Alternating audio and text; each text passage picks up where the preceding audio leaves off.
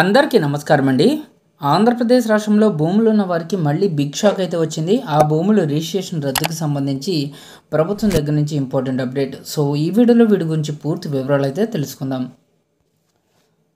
ఆంధ్రప్రదేశ్ రాష్ట్రంలో వారందరికీ కూడా బిగ్ షాక్. ఆ భూముల రిజిస్ట్రేషన్లు అయితే రద్దు చేయడం జరిగింది. ఆంధ్రప్రదేశ్ ప్రభుత్వం ప్రభుత్వ భూముల అక్రమ రిజిస్ట్రేషన్లు అయితే రద్దు చేసింది. తాజాగా కడప జిల్లాలో రిజిస్ట్రేషన్ రద్దు చేస్తూ నిర్ణయం అయితే తీసుకోవడం కూడా జరిగింది.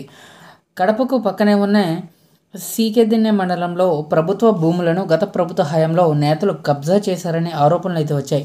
నిషేధిత జాబితాలో ఉన్న భూములకు సంబంధించి గత పాలనలో తమ పేర్లపై రిజిస్ట్రేషన్ చేయించుకున్న వారనే ఫిర్యాదులు వచ్చాయట.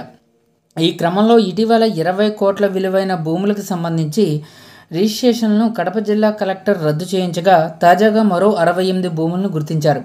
కమలాపురం, కడపకు చెందిన కొందరు కలిసి సీకెదిన్నె మండలంలోని ప్రభుత్వ భూములను అక్రమంగా తమకు రాయించుకున్నారనే ఆరోపణలు అయితే ఉన్నాయండి. ఇక కడప రూరల్, పద్వేల్, పులివెందల్లో అక్రమ భూముల రిజిస్ట్రేషన్ల వ్యవహారం బయటపడింది. సీకెదిన్నె మండలంలో రామచంద్రాపురం, కొప్పర్తి, కృష్ణాపురం, తాడికొట్ల, మామిళ్లపల్లె, విశ్వనాథపురం, ఊటుకూరులోని మొత్తం 68 డాక్యుమెంట్ల కింద దాదాపుగా 500 కోట్ల రూపాయల విలువైన భూములను తమ పేరుతో రిజిస్ట్రేషన్ చేయించుకున్నట్లు అధికారులు అయితే గుర్తించారు. మరో 300 డాక్యుమెంట్ల వ్యవహారంపై కూడా అధికారులు ఆరా తీస్తున్నారు. ఈ క్రమంలోనే అక్రమ రిజిస్ట్రేషన్లు రద్దు చేయబోతున్నారు. ఆయా గ్రామాల్లో భూములకు సంబంధించి పత్రాలను రద్దు చేయబోతున్నారు. ఈ మేరకు సీకెదిన్నె తహసీల్దార్ కార్యాలయం జాబితా కూడా విడుదల చేసింది.